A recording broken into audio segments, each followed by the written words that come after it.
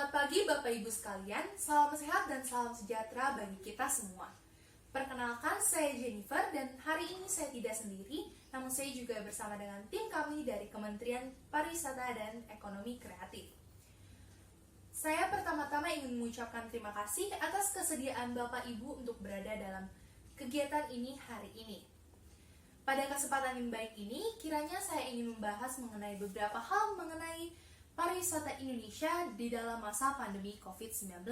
Seperti yang Bapak Ibu ketahui, pandemi COVID-19 telah membawa banyak dampak bagi beberapa industri, terutama industri perhotelan dan pariwisata yang ada di Indonesia, yang mengakibatkan banyak pelaku usaha yang harus menggulung tikar, pekerja yang diberhentikan dan juga kehilangan pekerjaannya.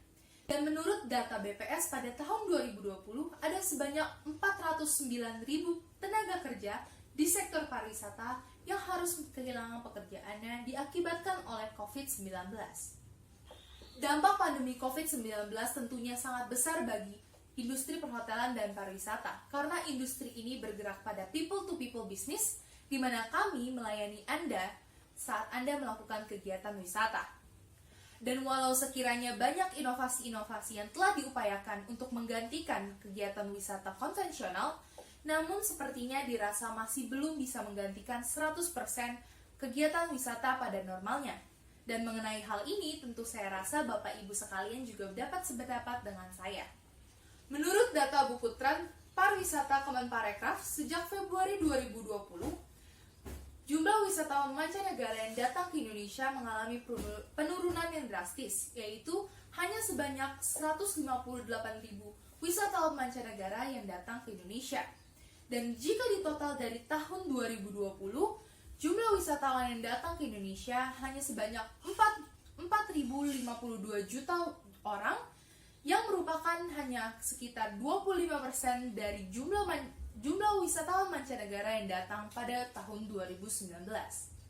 Dan diakibatkannya oleh penurunan jumlah wisatawan mancanegara yang datang ke Indonesia juga berdampak langsung terhadap okupansi hotel-hotel yang ada di Indonesia, yang diperburuk pada bulan April 2020 dengan okupansi hotel hanya 12,67%. Tentu pemerintah dalam hal ini Kemenparekraf tidak tinggal diam dalam menghadapi masalah ini. Kami melakukan beberapa langkah dan tahapan-tahapan untuk membantu menyelamatkan pariwisata Indonesia, dimulai dari koordinasi krisis pariwisata yang dapat kami lakukan saat kondisi krisis, yang dimana saat itu kegiatan wisata bukanlah prioritas kami, namun juga yang kami prioritaskan adalah kesehatan dan juga keamanan masyarakat Indonesia. Lalu pada masa pemulihan, kami menerapkan protokol kesehatan dengan sertifikasi CHSE, yaitu Cleanliness, Health, Safety, and Environmental Sustainability kepada setiap hotel dan destinasi wisata. Kami menyiapkan destinasi dan diskon pada paket wisata dan MICE. Bapak Ibu sekalian, persiapan yang dilakukan oleh akomodasi dan juga destinasi wisata yang ada di Indonesia ini sekiranya sudah siap dan juga aman untuk Anda kunjungi di masa pandemi ini. Karena sudah banyak hotel dan destinasi wisata yang telah disertifikasi CHSE oleh Kemenparekraf dan juga sudah lulus dalam standar kesehatan internasional. Sehingga sekarang ini Bapak Ibu sekalian tidak perlu lagi ragu dan juga takut mengenai keamanan dari hotel dan juga destinasi wisata. Dan sekarang ini bisa menjadi saat yang tepat untuk Bapak dan Ibu untuk kembali lagi memulai kegiatan wisata Anda, dikarenakan juga karena kasus dari COVID-19 yang sudah menurun di negara kita, dan juga dengan adanya pandemi selama kurang lebih 2 tahun ini, sudah cukup merenggut banyak waktu luang kita, kesempatan untuk wisata, dan juga kesempatan kita untuk berpetualang. Dan juga dengan adanya maraknya vaksinasi dan juga ketatnya pengamanan pada checking dan tracing, ini dapat membuat kita lebih tenang jika kita ingin kembali memulai kegiatan wisata kita.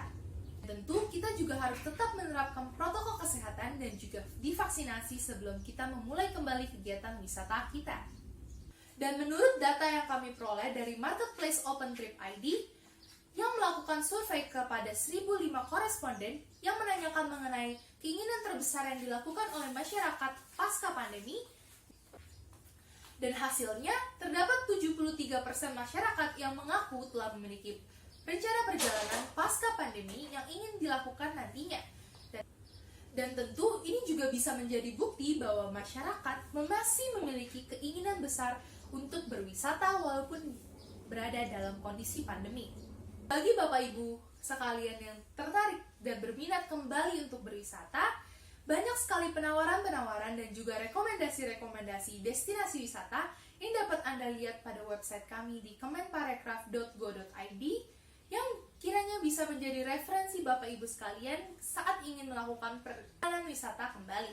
Saya berharap Bapak Ibu sekalian akan semangat berwisata di Indonesia saja dan termotivasi untuk kembali berlibur dengan destinasi-destinasi yang ada di Indonesia. Hal ini tentu dilakukan agar industri pariwisata Indonesia akan bangkit kembali dan juga maju kembali. Baik, Bapak Ibu sekalian, sekian yang dapat saya sampaikan pada kesempatan kali ini. Maka dari itu saya ingin mengucapkan terima kasih atas perhatian Bapak Ibu sekalian dan mengucapkan mohon maaf jika saya memiliki salah-salah kata atau pengucapan. Dan sekali lagi atas perhatian Bapak Ibu sekalian, saya ucapkan terima kasih.